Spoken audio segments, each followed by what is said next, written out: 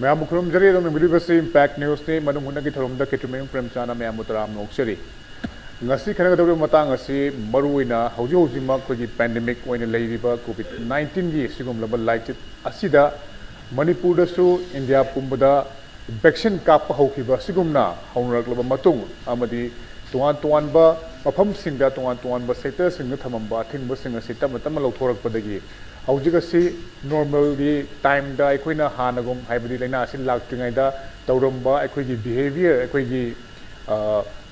tonga thabak singda yanna free oina karisun na chungna tauramba adugumba behavior sing adu amukhana hanjilakpagi mami tarakpa maru oina aikoina laina asi leidi haibasi kaungnorakpagi mami tarakpa sida aikoina kari miyeng changba yaribage maru oina hojigma khogi yausang kumai su naksalakpa aduga mafam kayada thabal chongba isei nongmai lilana chingba tongan ba thoram kaya ma pangthorokpa mi punbagi chang helakpa aduga amaromdana amuk india gi tongan ba state singda maruina maharashtra amdi kelana chingba state singda hariba laina asi nauna masing hengalakpa case lakpa amadi manipur su nungti gi tongan ba state kaya dagi mi lakpa su leptabanina masida aikoina miyeng changbagi haibadi hana thamliba Chana Kanglon SOP Sing Adu Amuk Hanna, Consil Hanna Bagi, Tangai for the Bama Labra, Haibagi Wang, Kayama Lak Pasida, Yumpam Morakada, Quintaberi topic say COVID-19 casual and careless behavior. Haibhi Maski Matang, need to Haibhi Maski Matanga, Manung Hunakana Lanction Biribasi, I hate the Pambiribasi, Indian Red Cross Society, Manipur Gi, Chairman of Biriba, Dr. Y. Moheni, Dr. Mohammed Ram Okchari. Aduga mathanga lengsin biribasina Manipur phongba pause singi manungda miyamna pamna panariba pause moiriba Sangai Express ki editor oi biriba tamo khoigi Khogendra Khomdram ni tamo tam noksari ai han ba wafam si doctor ta han laksege doctor maruina khoi ahan ba horokpa matamda COVID-19 nama khoigi case ma Manipur da leira haiba matamda sambal khana dana lambi thingjandana tuan ba khoigi mafam kaya amada magi thangna ba yum phawba hadi khoigi Nari Mioshing was Sanganadaba, Mapalam La Migai, Heck Tignadana, Mokoshi Sangandabuki, Wapam Siki Amalekre, Matamatami Matungina, Ombudika La Agasu, Business and Hore, business and Hobasi, Kogi Manipuri population, could you 5%, not 10%, we go Natri. Yam the name of Charlie Beneto Masigi Maraxida, Equisi, Anabi, Masinsi Handare, Aduga active case Handare, Aduga confirmed case, have the taste or Kanda. Yam Nomada, Chami, Chamali Sinda, or Madu, Hosina Maduraki, Handara Kanda, Masing Nena, Wostip, Webasida, Miami Wakalunda, Kogi Lena, later Mawonda, Abdi, Takaragi Mamanda, Kogi Mapam Ayamada, Marks Upa, Sanitizer, Kogi, Pocket, Baked, Harper, Puna Embassy, Hosina Maduki, only never Habatare. Lena, later Mami, the Tabadona, Makuda Yamna, free winner. Kogi mi pun bagi sang hingkalakpa adugi sumathakta muk khorman kethel hangdorakpa mi chin base do muk khelakpa khorman kethel hang bagi mathakta muk kogi school gi mahiro sing si muk mahai tamba horakpa aduga mahiro tamba si ahan bada kogi class 9 dagi na mathakta lekhiba sing asi hana school kaba yahan khar matungda amuk hojik nauna muk class 6 dagi na 8 fawda lekhiba mahiro sing si muk masi muk mahai tamna bagi step si khongthang asi Tam Lokolakpa, Adubo, Lokolak the Kanda, Atopo state sing the Hengelaiba Masing say, Yengurukan de Manipur su anytime a quickie Lena si Hengelakpa Yabagi, Mamidi to Maktaba. Adua, Hariba Tanja Sida, Yokshan Kumaisi, Naxalakpa, Yoshanga Melinaba, Kogi Kumaising Itare, Atopatongan, but Habal Zonga, Singba, Isai, Toba, Lila, Toba, Masigi Masing Hengelakpa. Adana Masida Equina, Karamba Biding si. Akan mamong dagi hauda targadi aikoina kari thingnaba yabage masida packet pa yabsina kaino lengakta maruina thamba yaba lengakta thambagi mathakta aikoi miyamnasu isane isabu karam wakhal khanthara thorindaba thoruksimdagi na thairak pa yabage haibadu amda thambi Premchand yam jumbo wafamni simak impact na sigi khana ne phone tok matam sida aina yumdagi lamjau surok thokeng kanda Akoi Mapada, Nang like having some Tatlagari, Telepushamulam. Go, I say, I'm doing tea, Sida. ꯃꯣꯏꯁꯤ ꯌꯥꯎꯁꯪꯒꯤ ꯊꯥꯕꯜ ꯆꯣꯡꯕꯩ ꯄ꯭ꯔꯤꯄꯦꯔꯦꯁꯟꯒꯤꯅꯤ ꯑꯗꯨ ꯇꯧꯔꯤꯁꯤ ꯍꯥꯀꯨꯝꯗꯤ ꯌꯥꯎꯁꯪ ꯃꯃꯥꯡꯗ pandemic ꯂꯥꯎꯊꯣꯛꯀꯅꯤ ꯍꯥꯏꯕꯗꯨ ꯈꯪꯗꯕꯅꯤꯅ ꯑꯉꯥꯡꯁꯤꯡꯁꯤ ꯄꯩꯁꯥ ꯈꯥꯏꯅ ꯈꯣꯠꯇꯅ ꯄ꯭ꯔꯤꯄꯦꯌꯔ ꯇꯧꯔꯀꯥꯟꯗ ꯇꯥꯡ 12 ꯃꯥꯔꯆꯀꯤ 12ꯗ ꯑꯩꯈꯣꯏ ꯊꯥꯏꯔꯝꯕꯟꯒꯤ ꯅꯤꯡꯊꯤꯐꯝ ꯃꯤ ꯅꯥꯔꯛꯄꯗꯒꯤ 14ꯗ ꯂꯣꯛꯗꯥꯎꯟ ꯂꯧꯊꯣꯛꯈꯤꯕꯅꯦꯕ ꯑꯗꯨꯅꯗꯤ ꯑꯉꯥꯡꯁꯤꯡꯗꯨꯅ ꯄ꯭ꯔꯤꯄꯦꯌꯔ ꯇꯧꯔꯕꯁꯤꯡꯗꯨ ꯇꯧꯈꯤꯗ꯭ꯔꯦ ꯑꯗꯨ ꯃꯇꯝꯗꯨꯗꯗꯤ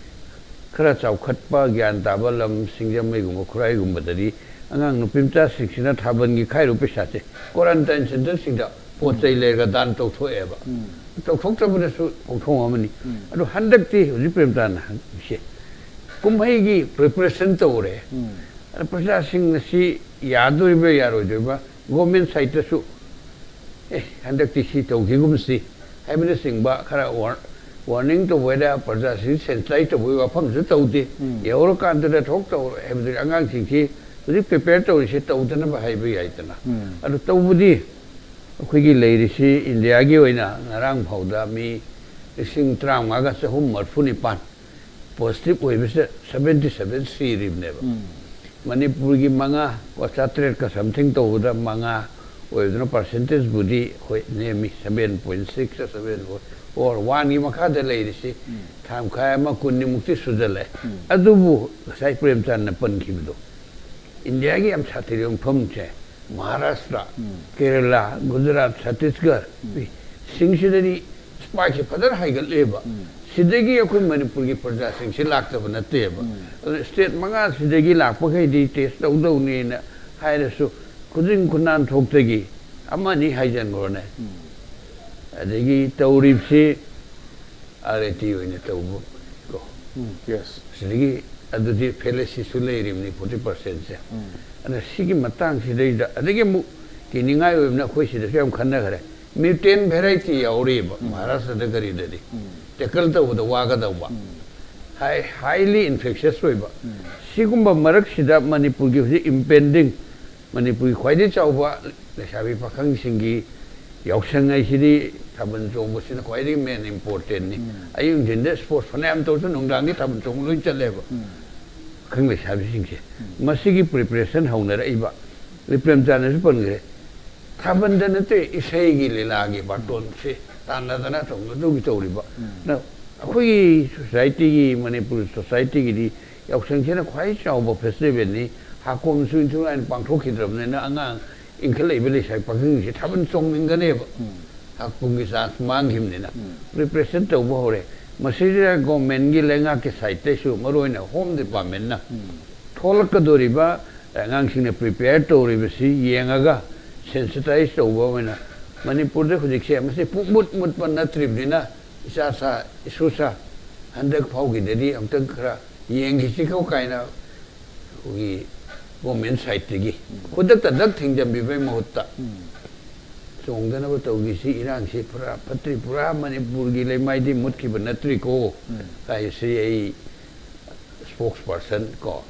akoi gi home department gi anano ai ming ni panjaro re ma kok chong ba singna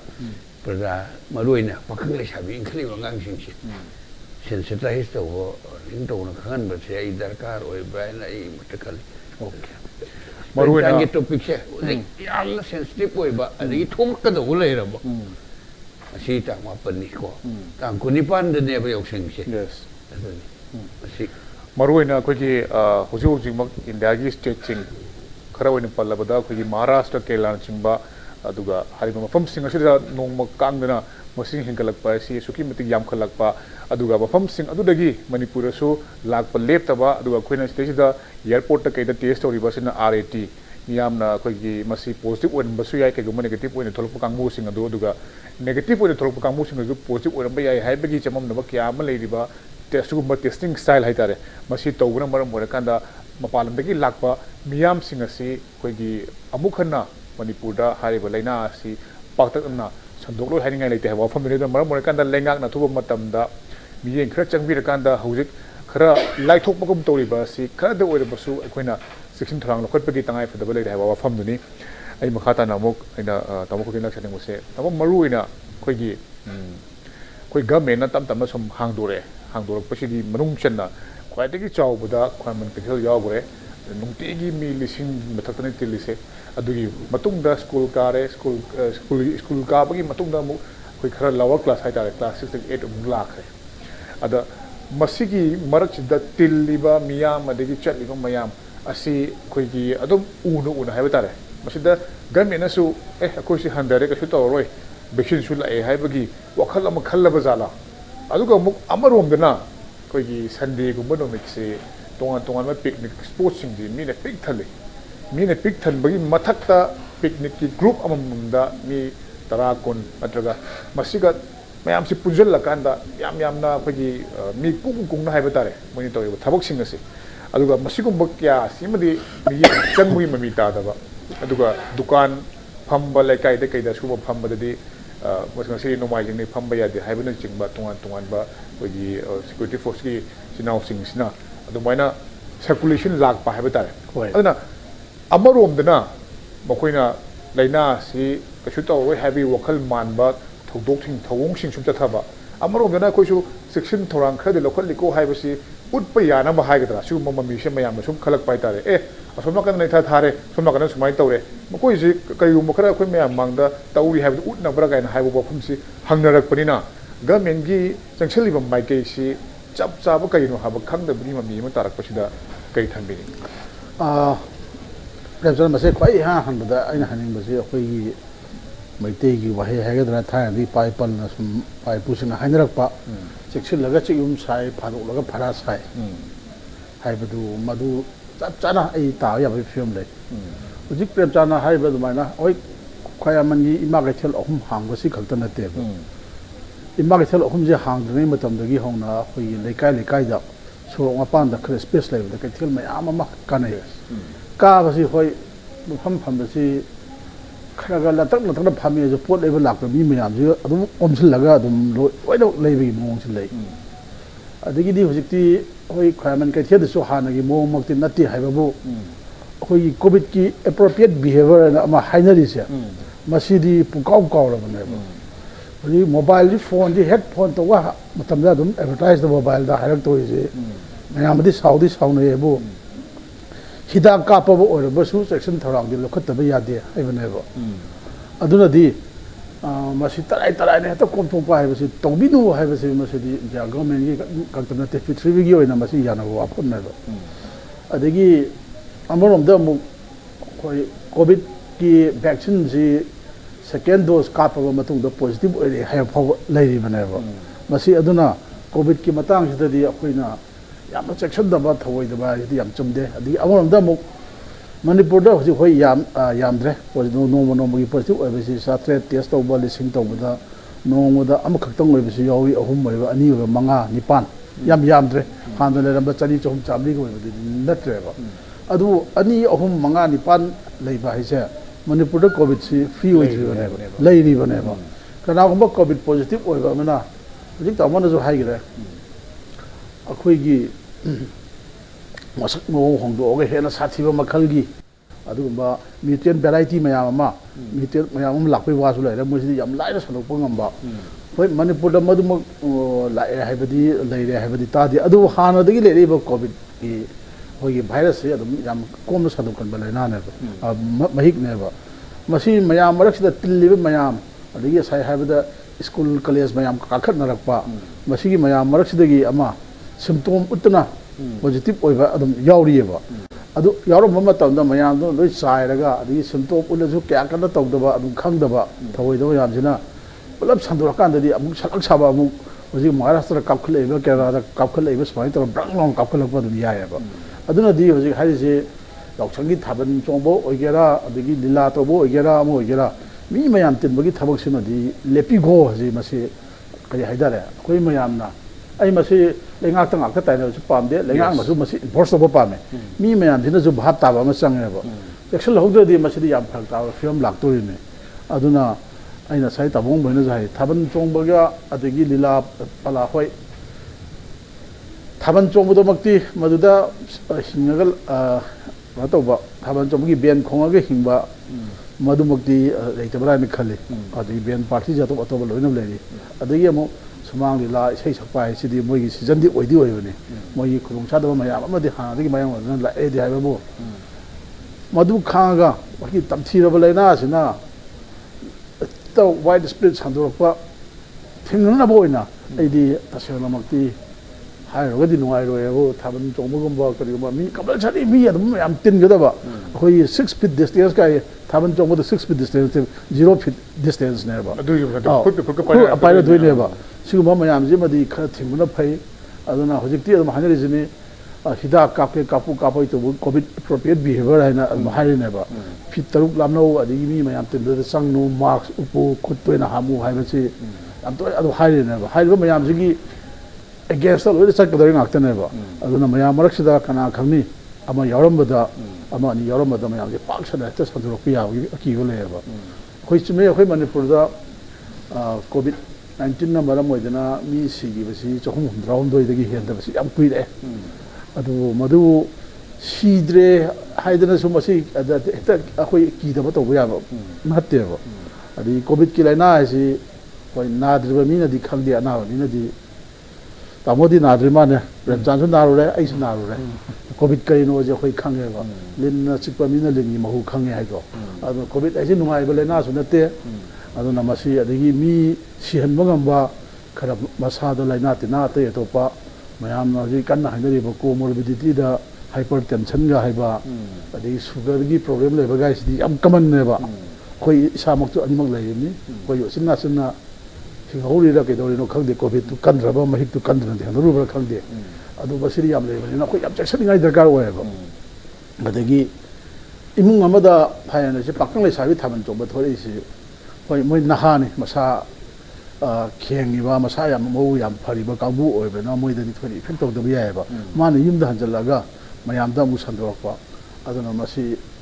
yam na mi pai ngai oi ba du ma khang ni na du oi di khoi chume hai no yo man put covid later na adu phagi na oina habe wani ta se mudi lai ri bane ba aduna covid si lai ri bani na ka section ngai oi adi mutation strain mayam su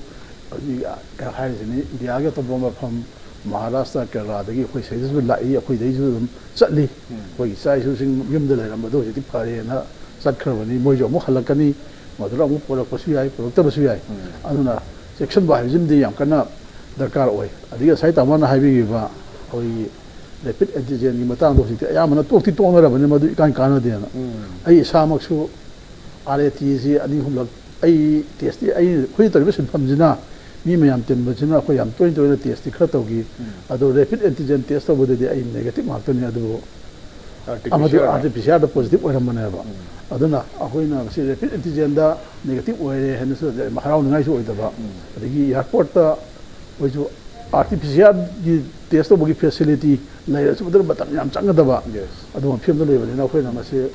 ka section badarkar oi airport gi adu tore adigi temperature ole adu tore haiduna su hata maduna lei oi to bani na akhoi se yari mo section do phai aduna bo covid appropriate behavior hai no jesu lai ri bane adu masi nga ko phai adi government su tamona sai habi ga mai na government na masi gi kari mo khla lokal paji chumrai na khaleba adari atha do ga sarak sarkan da hayeng manipur da matam ma da wagi ba mayam do ai tamo mohen bo ai thar chare ai chan pi ma ada hyderabad to lei da mo mohen ma teng pangbi red cross ni na ti thri go lei ni da mo mohen ma gi pau khong ra ga mi tra ma teng pangbi thani hyderabad ta mai le hande thora ga pan no lei ba si da so test to bo gi si mayam ni sang na da na koi na lei ba tha he na mo quarantine center da lei ba ma di positive quarantine center da gi positive ora ki ba ma da gi amu hospital da 14 days leiba adegi amuk tongana amuk center ma da amuk tongana thamaga yum da changan da thangkiba thani hum leiba mai lewe adu ma film do hojik lawe na hagingai leite we hata adu na khoi di yari moi action ma chumi action raboi di ma si phato film lakane do film lakko sok to ri je mi eto padra te khoi ma yam ji da sok ka da ne adu na khoi ma yam action ma darkar oi ga be na su masi gi matang ja di thabak kha lokal pa chumra na khali lo le ma thakpa da ko ma thado ga lebe mo ta okay yam paso wakaloni haibadi akoina hojik hojik mak leiriba lamdam akhoi gi manipur asisu COVID-19 की map ते याउरिबा हाइबदी COVID-19 हौजिमक अखोगी मरक्ता लैदिबा अदुगुम्बा state सिंग मनुंग द मणिपुर सु अमनी मसिंग यामदे हाइबगी वानी हौजिमक कोगी एक्टिव केस लैदिबनी अदुगा मसिंग यामना पॉजिटिव ओइद्रगसु पॉजिटिव ओइबगी चांगे दुमक लैदिबनीना मसिदा अखोइना हेना चकिंग थरांग लौगदबनि हावफम सिनि मरु ओइना कोगी महाराष्ट्र द केरला द लैदिबा कोगी यामदा तमन संदोप हरपदगी हुजिक हौखिबा कोगी नोमनिनी सिदा इंडिया द पुन्ना मी लिसिंग ट्राइबांगी मथक्ता पॉजिटिव ओइरकपा हाइबसिमक मसि यामना कोगी अलार्मिंग स्टेज हाइतारे मयामदा कोगी खंगनबा यारबा अखोइसु सेक्शन हौरो हाइबगी वफमसि फोंगना अखोइदा हारकपगा चप मानरबनी अखोइना अखोइगी यौशंग कुमै लाकपा मतमदा मियामना थाबल चोंगनिंगबा इसै लीला तोंनिंगबा हाइबसि कोगी मियोय खुदिमक नमना मसिगी हाइबा कुमै असिगा लोइनरगा लाबनिना चही अमगी मनुंगदा अमुक खतंग लाकपनिना सुसोय सोयदनमकी मसि एन्जॉय तोंनिंगमगने मसि पांथोकनिंगमगने अदुमकपु मसि पांथोकांदा अखोइदा अवाबा तागदबगी ममीदु उरबनिना अखोइनसु इसा इसाना चेक्सलगांदा असिगुम्बा तुंगदा खुदोंग चादबा अवाबा क्या थोगलकपा याबा पोटसिंग अदुगुम्बा थबक थोरमसिंग अदुदि खरा मखै येंगाकांदा खितंग हदोक हजिन तौनरकांदा अखोइ पुनमकी फनब खोंथांग लौखटमिनसे हाइबा वफम असिनि मतंग असुदा ब्रेक लौजगे ब्रेक की मतुंगदा याम थुनजरके इम्पैक्ट न्यूज़ पु मियंग तादो लेबियो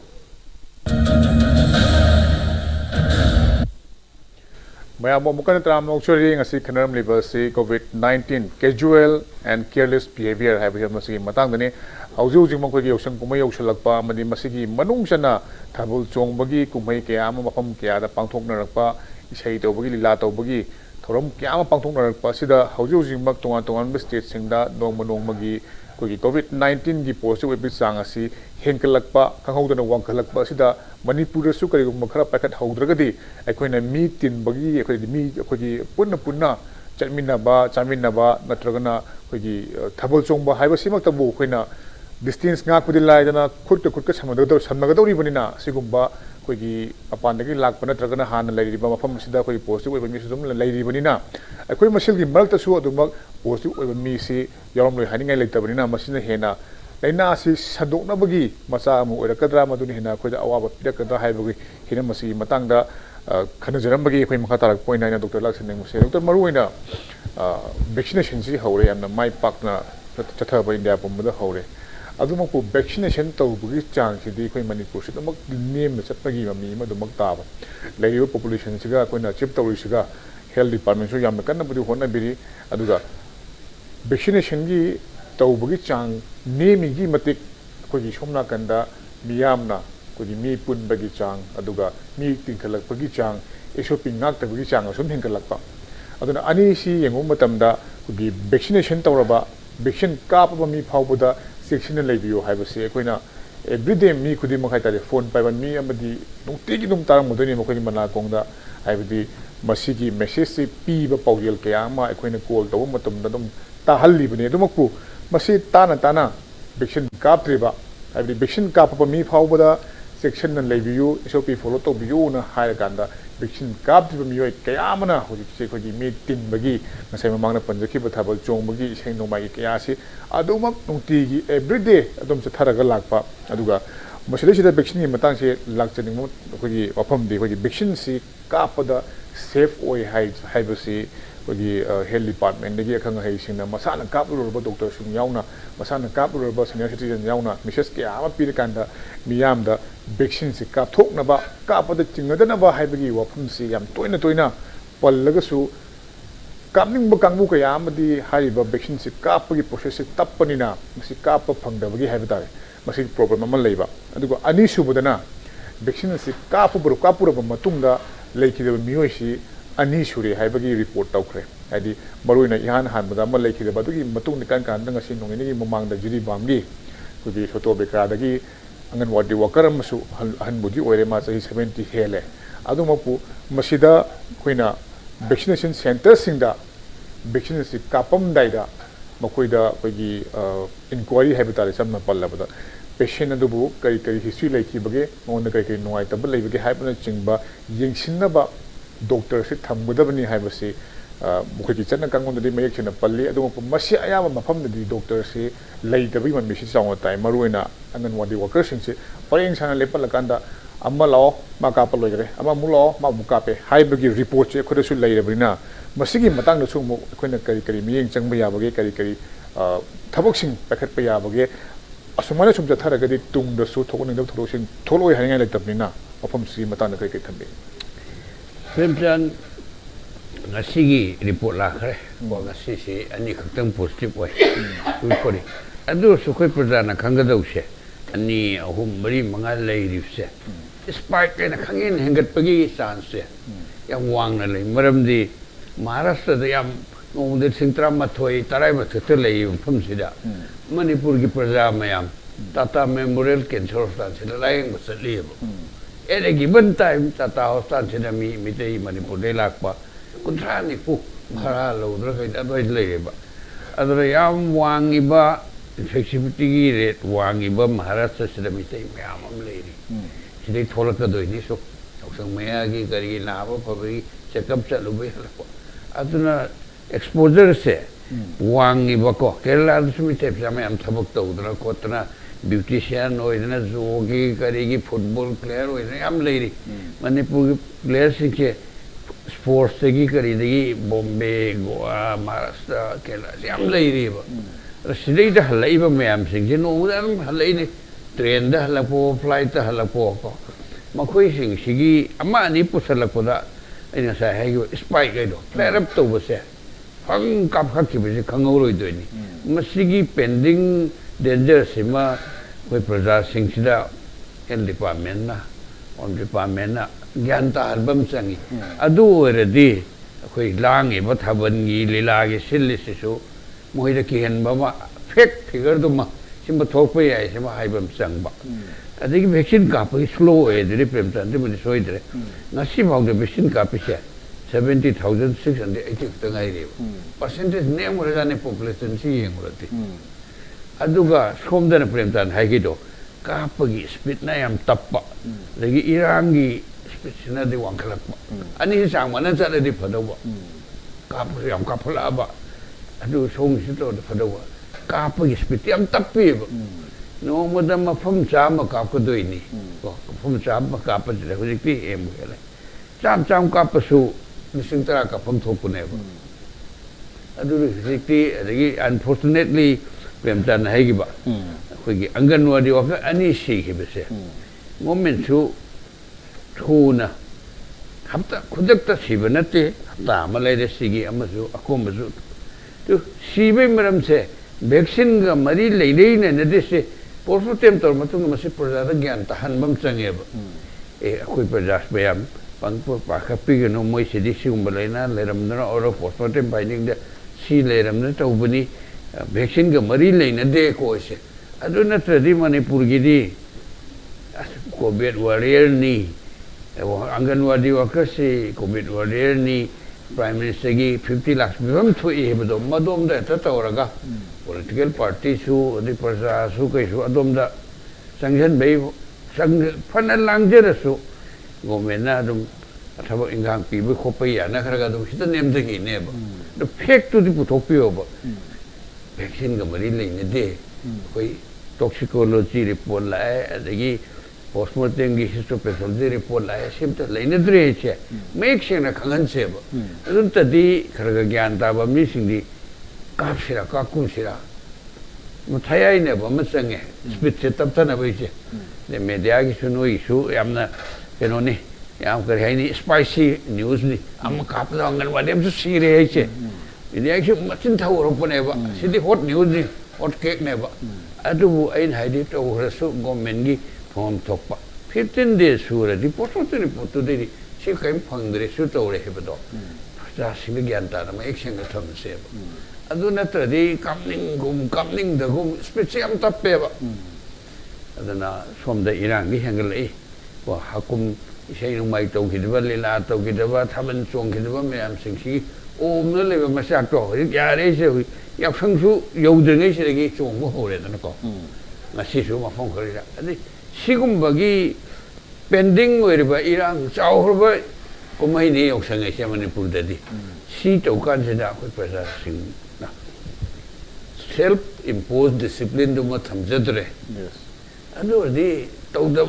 सरकारदगी माइगैदगी इन्फोर्स तौबा एसी कुमसिदि चोंबा यागिरोय अदु तौगिरोय हेबसिंगमसे पाउसे हुजिक ना सेंसिटाइज तौबा मतम चारब्रायना खल्ली तदु आइना साइ हागिदो लाखादा पैसा खायरेबा गंबेन थलगा मी सेन गकांदा 역신기 타번기 프리퍼레이션 तौदोगी 타번기 ओबिया इसेगी ओबिया लीलागी ओबिया 10분 막시 토크 दौलैरबनिना नमित 30 दा ngaiselaबनिना को मुसी आइदी प्रजा सिंगसी ज्ञान तानबा गवर्नमेंट ना माय मास मीडिया में सिनरगा को टीआईपीआर दे कराइ दे तौरगा थादोगा एआईआरसी गवर्नमेंट प्रोग्राम नि को दूरदर्शन प्रोग्राम नि सिदा कोई तौरीदना को फिल्म हाना इसे सकपीसिंग थोंगांगली को ने यावसंग मरी लेने सु फाउजेन खर पीसेबा मोमेंट साइटगी ए लीला ओइनरा अदिगी गरिरो वरी उताई साबरा कने तो हंदक्ति खरा कोई रेस्टोरेंट तौगिसिगो तौगुंसिको हाइसे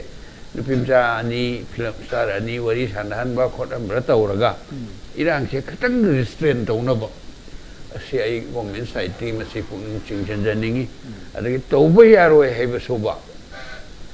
मांगजौना हेनिंगी पन कायरमदाइदा तौबदुदि कानादे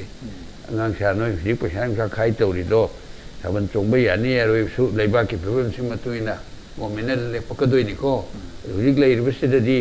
स्पाइक आइना खंगवांग वांखलकपदो तौरदि अखोय गिरि गवर्नमेंट नि तौफम थोबो लॉकडाउन व्हाटएवर हुजिक यारिसि अमुकरक अमु फाजलकनी अना पैसा मांगना टोकनी आइना तौरगा बा मसी आइदि आगांग पैसा खाइबा थोलैबसिति मांगमांपान हाइहनिंगे अखोयना हाइरोदिना सौकै लेगे हरकने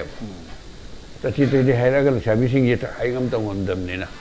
मांगमांपासिंगना ओ पासिन ए यानी यारोसु खंगदि नोइसे तौ हिमसिगो हाइबसे सेल्फ रिस्ट्रेंट से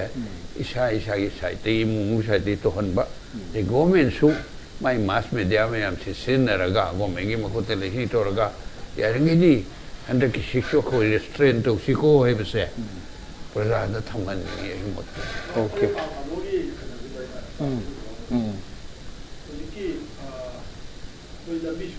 चलिबो खोइना ले साबी पैसा खाइरमबदा अखोइना ngangoबदा अखोइदा तथि तथि चरकनी अदो थानदगी नॉर्मल टाइम दसु थोप थाबंगने अदो हजिसु अदम चरकनी अदो मसैदा आइना हाजनिसे गवर्नमेंट ने order mak natrasu appeal lama tawgiba khara yam khar phajana seng appeal tawdi mama boy bina jo e government samai hai ko ai kaina adigi hoi to bodi government je akhoi ni praja miyam jina sema government ni miyam ri government ni adubu masi loidri film phatri na government samai hai bele ni adu saja loi section go noi tongkinu ga na ma hai ba ma kana ga to ma le ba kana ga ba adigi amu oh ang sai ma nupi ni lagi da bacha agan mari wakar ni lagi da matang se ta mona ju hai bi da khoi da su media khoi da su yam nungai ta ba khoi na hoji khabar da adagi tv channel sing adagi print and electronic media da ko jing je covid vaccine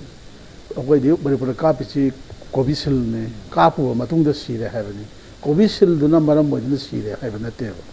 adu mayam si loina bak se mayam drate akhoi yodu mungai kainone madu kapu ba mi siba haije madu hidak tu gi phatawa effect lai jala sana double lai bra ai mai tra music khalle ba jana ye ba poe ba aduna di phuji tamon hai yodu maina kuire ama kumbi gi ama lai gi da ba do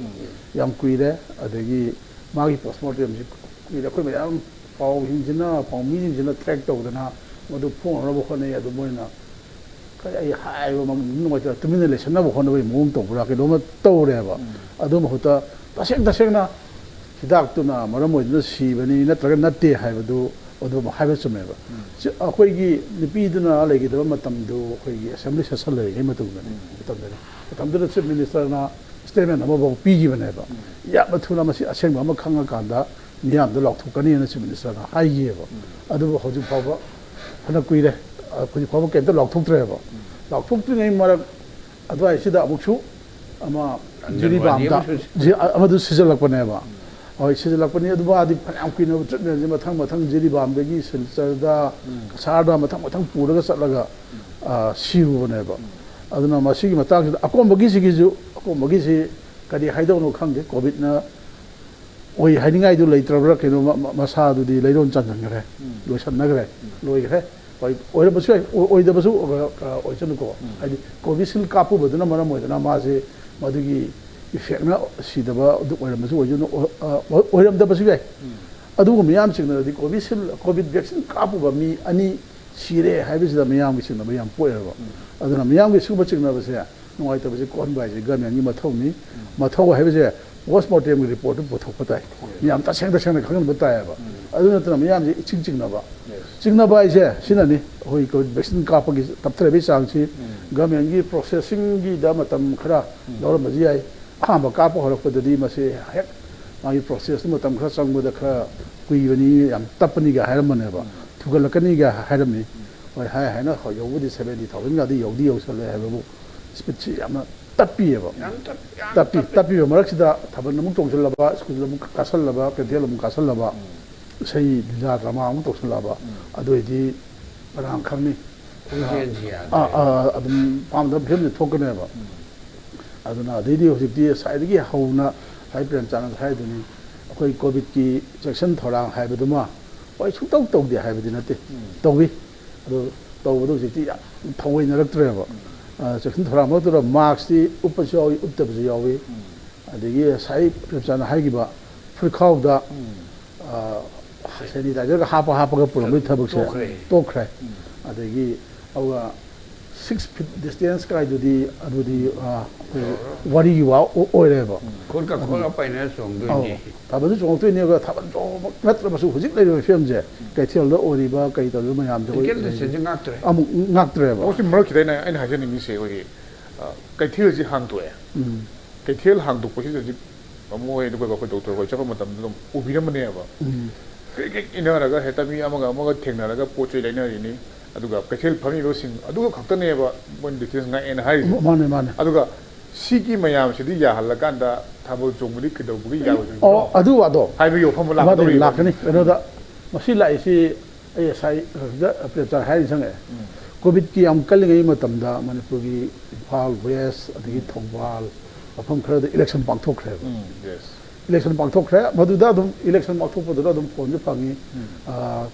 Imphal west ꯀꯥꯞꯈꯠꯂꯝꯕ ꯑꯗꯒꯤ Thoubal district ꯀꯥꯞꯈꯠꯂꯝꯕ ꯈꯣꯠꯄ ꯑꯗꯨꯝ ꯂꯩꯈꯤꯑꯕ ꯑꯗꯒꯤ election ꯄꯥꯡꯊꯣꯛꯈ꯭ꯔꯦ ꯀꯥꯏꯅ ꯃꯌꯥꯝꯅ ꯍꯥꯏꯅꯔꯛꯄꯗꯤ ꯌꯥꯏꯑꯕ ꯑꯗꯨꯒ ꯉꯁꯥꯏ ꯑꯩꯅ ꯃꯃꯥꯡꯗ ꯍꯥꯏꯖꯈꯤꯕꯗꯣ ꯆꯦꯛꯁꯤꯜꯂꯒ ꯆꯦꯛꯌꯨꯝ ꯁꯥꯏ ꯐꯥꯗꯣꯛꯂꯒ ꯐꯔꯥ ꯁꯥꯏ ꯑꯩꯈꯣꯏꯁꯨ ꯄꯥꯎꯃꯤ ꯑꯣꯏꯅ ꯊꯕꯛ ꯇꯧꯔꯛꯄꯁꯤꯗ ꯑꯩꯈꯣꯏꯁꯨ ꯃꯌꯥꯝ ꯆꯦꯛꯁꯤꯜꯂꯦ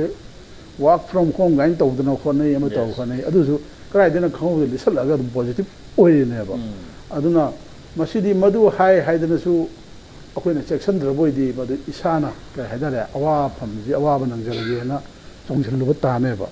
ꯑꯗꯨꯒꯤ ꯃꯊꯛꯇ ꯃꯁꯤꯗꯤ ꯑꯩ ꯈꯛꯇ ꯅꯥꯔꯦ ꯍꯥꯏꯔꯒ ꯌꯥꯕ ꯅꯠꯇꯦ ꯑꯩ ꯈꯛꯇ ꯅꯥꯔꯦ ꯇꯨꯃꯤꯟꯅ ꯁꯦꯜꯐ ꯑꯥꯏꯁꯣꯂꯦꯁꯟꯒꯥꯏꯁꯤ ꯌꯥꯝ ꯅꯨꯡꯉꯥꯏꯇꯕ ꯊꯕꯛꯅꯦꯕ ꯑꯗꯒꯤ ꯑꯃꯨꯛ ꯀꯅꯥ ꯈꯪꯅꯤ ꯑꯗꯒꯤ ꯃꯁꯥ ꯈꯪꯗꯅ ꯅꯥꯔꯝꯕꯁꯨ ꯌꯥꯏ ꯑꯗꯨꯅ ꯃꯁꯤꯗꯤ ꯑꯩ ꯍꯥꯏꯅ ꯑꯩꯈꯣꯏ ꯃꯌꯥꯝ ꯄꯨꯟꯅ ꯚꯥꯞ ꯇꯥꯃꯤꯟꯅꯕ ꯑꯗꯒꯤ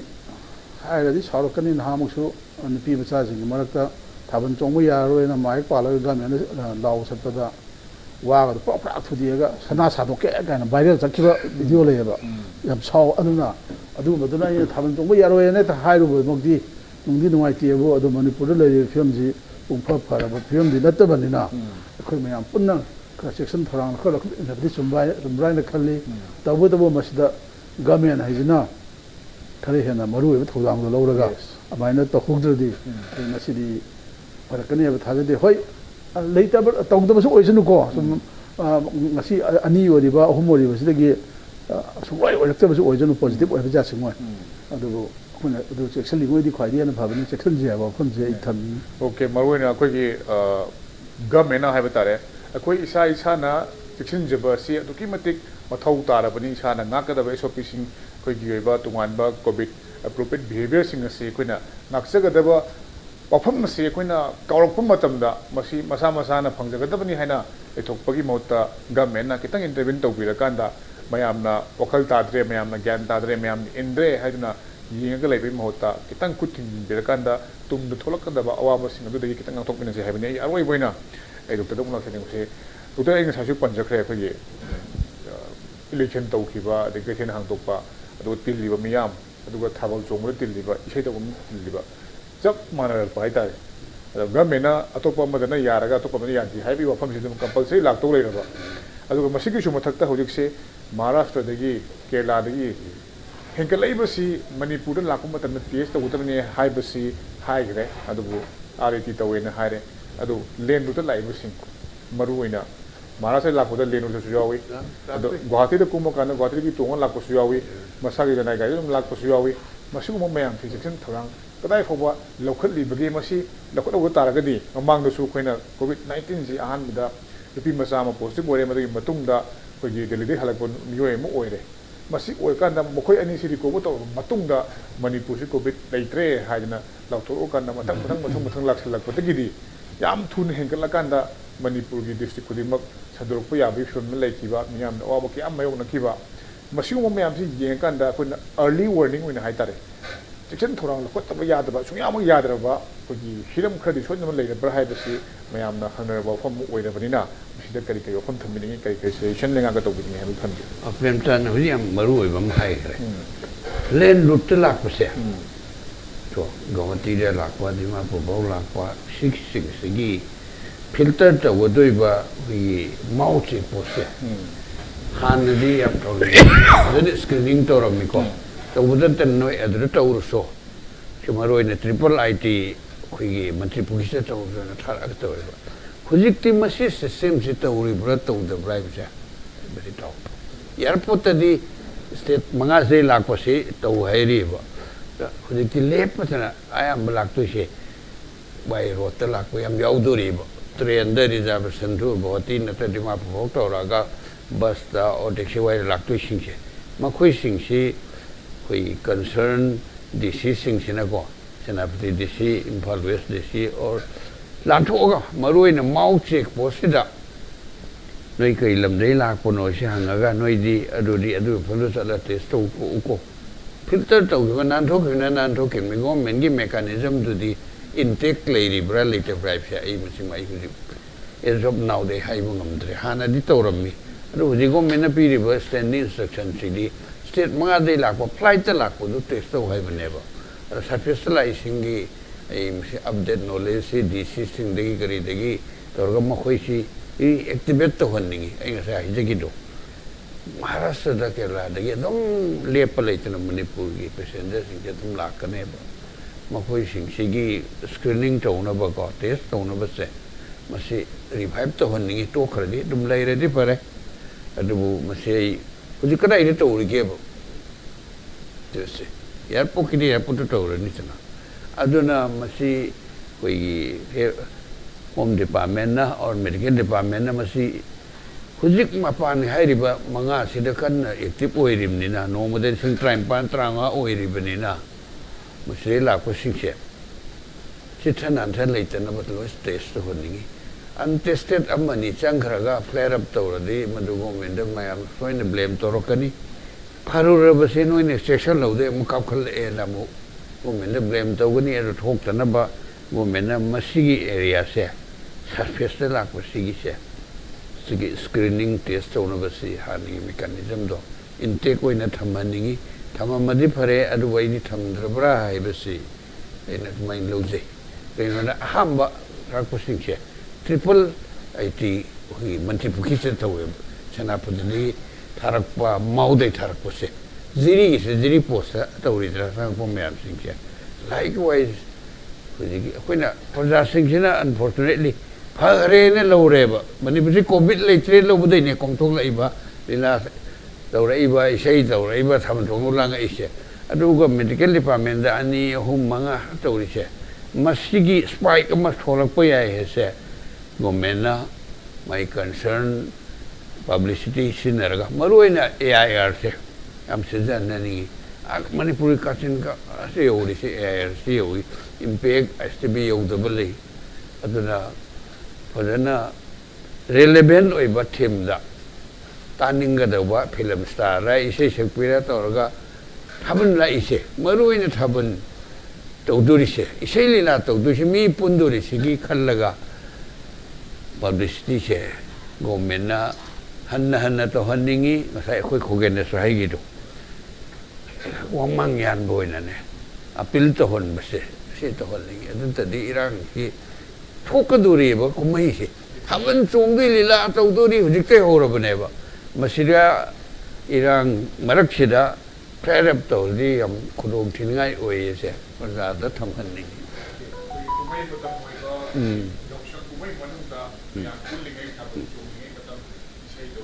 ꯇꯧꯔꯤꯉꯩ ꯃꯤꯌꯥꯝ ꯄꯨꯟꯕ ꯃꯇꯝꯁꯤꯗ ꯀꯔꯤꯒꯨꯝꯕ ꯑꯩꯈꯣꯏꯒꯤ ꯑꯅꯥꯕꯁꯤ ꯈꯪꯍꯧꯗꯅ COVID-19 ꯑꯁꯤ ꯁꯟꯗꯣꯛꯈꯤꯕ ꯇꯥꯔꯒꯗꯤ ꯃꯃꯥꯡꯗ ꯋꯥꯈꯤꯕ ꯊꯦꯡꯅꯈꯤꯕ ꯈꯨꯗꯣꯡꯆꯥꯗꯕ ꯀꯌꯥ ꯑꯗꯨꯗꯒꯤ ꯍꯦꯟꯅ ꯑꯋꯥꯕ ꯑꯃ ꯇꯥꯕ ꯌꯥꯕꯒꯤ ꯃꯃꯤ ꯆꯥꯎꯅ ꯂꯩꯕꯅ ꯃꯔꯝ ꯑꯣꯏꯔꯀꯥꯟꯗ ꯍꯧꯖꯤꯛ ꯈ꯭ꯋꯥꯏꯗꯒꯤ ꯃꯔꯨ ꯑꯣꯏꯅ ꯑꯩꯈꯣꯏꯒꯤ SOPꯁꯤꯡ ꯉꯥꯛꯅꯕꯒꯤ ꯊꯧꯔꯥꯡꯁꯤꯡ ꯑꯁꯤ ꯑꯩꯈꯣই ꯃꯤꯌꯥꯝꯅ ꯏꯁꯥꯅ ꯈꯪꯖꯕꯒꯤ ꯇꯉꯥꯏꯐꯗꯕꯗꯣ ꯑꯃꯨꯛ ꯍꯟꯅ ꯅꯤꯡꯁꯤꯡꯕ ꯃꯊꯧ ꯇꯥꯔꯛꯄ ꯑꯃꯗꯤ ꯀꯔꯤꯒꯨꯝꯕ ꯃꯁꯤꯗ ꯃꯤꯌꯥꯝꯅ ꯃꯗꯨ ꯇꯔꯥꯏꯅ ꯂꯧꯔꯒꯁꯨ ꯒꯚꯔꯟꯃꯦꯟꯠꯅ ꯈꯨꯠ ꯊꯤꯡꯖꯤꯜꯍꯧꯗꯕ ꯇꯥꯔꯒꯗꯤ ꯑꯩꯈꯣꯏꯅ ꯑꯁꯤꯒꯨꯝꯕ ꯌꯥꯝꯅ ꯇꯝꯊꯤꯕ ꯌꯥꯝꯅ ꯂꯧꯅꯒꯟꯕ ꯂꯩꯅꯥꯁꯤ ꯃꯅꯤꯄꯨꯔꯗꯒꯤ ꯃꯨꯊꯠꯈꯤꯕꯗꯤ ꯂꯥꯏꯗꯅ ꯍꯦꯟꯗꯣꯝ ꯍꯦꯟꯒꯠꯂꯛꯄ ꯌꯥꯕꯒꯤ ꯃꯃꯤ ꯑꯃ ꯆꯥꯎꯅ ꯇꯥꯔꯦ ꯍꯥꯏꯕ ꯋꯥꯐꯝꯗꯨꯅꯤ ꯑꯗꯨꯒ ꯃꯔꯨꯑꯣꯏꯅ ꯃꯃꯥꯡꯗ ꯑꯩꯈꯣꯏꯒꯤ ꯂꯣꯛꯗꯥꯎꯟ ꯃꯅꯨꯡꯗ ꯃꯅꯤꯄꯨꯔꯒꯤ ꯋꯥꯡꯃꯗ ꯂꯩꯕ ꯇꯣꯉꯥꯟ ꯇꯣꯉꯥꯟꯕ ꯁ꯭ꯇꯦꯠꯁꯤꯡꯗꯒꯤ ꯄꯨꯔꯛꯅꯕ ꯍꯥꯏꯅ ꯂꯩꯉꯥꯛꯅ ꯌꯥꯝ ꯐꯖꯅ ꯁꯤꯟꯕꯤꯔꯀꯥꯟꯗ ꯃꯤꯑꯣꯏ ꯀꯌꯥ ꯑꯃ ꯄꯨꯕꯤꯔꯛꯈꯤ ꯑꯗꯨꯕꯨ ꯂꯥꯏꯕꯛ ꯊꯤꯕꯗꯒꯤ ꯃꯈꯣꯏꯅ ꯃꯔꯝ ꯑꯣꯏꯔꯀꯥꯟꯗ ꯂꯩꯅꯥ ꯀꯌꯥ ꯑꯃꯁꯨ ꯁꯟꯗꯣꯛꯈꯤꯗꯕꯗꯤ ꯅꯠꯇꯕꯅꯤꯅ ꯍꯧꯖꯤꯛꯇꯤ ꯂꯣꯛꯗꯥꯎꯟꯁꯨ ꯂꯩꯇ꯭ꯔꯕꯅꯤꯅ ꯑꯗꯨꯒ ꯁ꯭ꯇꯦꯠꯀꯤ ꯃꯨꯚꯃꯦꯟꯠꯁꯨ ꯏꯟꯇꯔ ꯁ꯭ꯇꯦꯠꯁꯨ ꯂꯣꯏꯅꯃꯛ ꯌꯥꯔꯤꯕꯅꯤꯅ ꯁ꯭ꯇꯦꯠ ꯑꯃꯗꯒꯤ ꯐꯥꯎꯅꯔꯒ ꯂꯥꯛꯄ ꯃꯇꯝꯗ ꯑꯩꯈꯣꯏꯒꯤ ꯂꯦꯟ ꯔꯨꯠꯇ ꯂꯥꯛꯏꯕꯁꯤꯡ ꯑꯁꯤ ꯅꯤꯡꯊꯤꯅ ꯆꯦꯛ ꯇꯧꯍꯧ ꯇꯥꯔꯒꯗꯤ ꯑꯩꯈꯣꯏꯅ ꯃꯇꯝ ꯑꯃꯗ ꯍꯥꯏꯕꯗꯤ ꯂꯣꯛꯗꯥꯎꯟꯒꯤ ꯃꯇꯝꯗ ꯄꯨꯔꯛꯈꯤꯕ ꯃꯤꯌꯥꯝ ꯑꯗꯨꯒ ꯑꯗꯨꯗꯒꯤ ꯇꯥꯗꯅ ꯅꯨꯡꯇꯤ ꯈꯨꯗꯤꯡꯒꯤ ꯃꯤꯑꯣꯏ ꯀꯌꯥ ꯑꯃ ꯂꯥꯛꯏꯕꯅꯤꯅ ꯃꯁꯤꯗ ꯑꯩꯈꯣꯏꯒꯤ ꯑꯅꯧꯕ ꯁ꯭ꯇ꯭ꯔꯦꯟꯁꯤꯡ ꯌꯥꯎꯅ ꯑꯩꯈꯣꯏꯒꯤ ꯁꯟꯗꯣꯔꯛꯇ꯭ꯔꯤꯉꯩꯗ ꯀꯔꯤꯒꯨꯝꯕ ꯃꯤꯠꯌꯦꯡ ꯈꯔꯗꯤ ꯆꯪꯍꯧꯕꯒꯤ ꯇꯉꯥꯏꯐꯗꯕ ꯂꯩꯔꯦ ꯍꯥꯏꯕꯅꯤ ꯃꯁꯤ ꯉꯜꯂꯤꯉꯩꯗ ꯑꯩꯈꯣꯏꯅ ꯃꯤꯠꯌꯦꯡ ꯆꯪꯍꯧꯗ ꯇꯥꯔꯒꯗꯤ ꯍꯌꯦꯡ ꯐꯤꯕꯝ ꯆꯥꯔꯛꯇ꯭ꯔꯕ ꯂꯨꯔꯕ ꯀꯥꯟꯗ ꯈꯨꯗꯛꯇ ꯑꯦꯛꯁꯟ ꯂꯧꯈꯠꯂꯛꯄ ꯈꯨꯗꯛꯇ ꯊꯕꯛ ꯄꯥꯏꯈꯠꯂꯛꯄ ꯃꯇꯝꯗ ꯃꯤꯌꯥꯝꯅꯁꯨ ꯈꯨꯗꯣꯡꯆꯥꯗꯕ ꯃꯥꯌꯣꯛꯅꯒꯅꯤ ꯑꯗꯨꯒ ꯃꯗꯨꯗ ꯀꯟꯕꯁꯨ ꯋꯥꯒꯗꯕꯒꯤ ꯃꯃꯤ ꯇꯥꯕꯅꯤꯅ ꯃꯇꯝ ꯂꯩꯔꯤꯉꯩꯁꯤꯗ ꯂꯩꯉꯥꯛꯅ ꯑꯊꯨꯕ ꯃꯇꯝꯗ ꯃꯤꯠꯌꯦꯡ ꯆꯪꯕꯒ ꯂꯣꯏꯅꯅ ꯃꯅꯤꯄꯨꯔꯒꯤ ꯃꯤꯌꯥꯝꯅꯁꯨ ꯂꯩꯅꯥ ꯑꯁꯤ ꯃꯅꯤꯄꯨꯔꯗ ꯂꯩꯔꯤ ꯑꯩꯈꯣꯏ ꯏꯁꯥꯅ ꯆꯦꯛꯁꯤꯟꯃꯤꯟꯅꯁꯤ ꯍꯥꯏꯕ ꯋꯥꯐꯝ ꯑꯁꯤꯗ ꯉꯁꯤꯒꯤ ꯑꯣꯏꯅꯗꯤ ꯃꯅꯨꯡ ꯍꯨꯠꯅꯒꯤ ꯊꯧꯔꯝ ꯑꯁꯤ ꯂꯣꯏꯁꯤꯟꯖꯔꯒꯦ ꯉꯁꯤꯒꯤ ꯊꯧꯔꯝ ꯑꯁꯤꯗ ꯄꯦꯅꯦꯂꯤꯁ ꯑꯅꯤꯃꯛꯅ ꯁꯔꯨꯛ ꯌꯥꯕꯤꯕꯒꯤꯗꯃꯛꯇ ꯊꯥꯒꯠꯄ ꯐꯣꯡꯗꯣꯛꯆꯔꯤ ꯃꯁꯤꯅ ꯉꯁꯤꯒꯤ ꯃꯅꯨꯡ ꯍꯨꯠꯅꯒꯤ ꯊꯧꯔꯝ ꯑꯁꯤ ꯀꯔꯝ ꯇꯧꯕꯤꯒꯦ ꯍꯥꯏꯕꯗꯨ ꯑꯩꯈꯣꯏꯒꯤ ꯏꯝꯄꯦꯛ ꯅ꯭ꯌꯨꯁꯀꯤ ꯏꯃꯦꯜ ID impacttv@gmail.com ꯅꯠꯇ꯭ꯔꯒ ꯑꯩꯈꯣꯏꯒꯤ ꯐꯦꯁꯕꯨꯛ ꯄꯦꯖꯇ ꯈꯪꯍꯟꯕꯤꯔꯛꯄ ꯌꯥꯒꯅꯤ ꯉꯁꯤꯒꯤ ꯑꯣꯏꯅꯗꯤ ꯀꯥꯏꯅꯕ ꯊꯦꯡꯅꯖꯔꯤ ꯈꯨꯔꯨꯝꯖꯔꯤ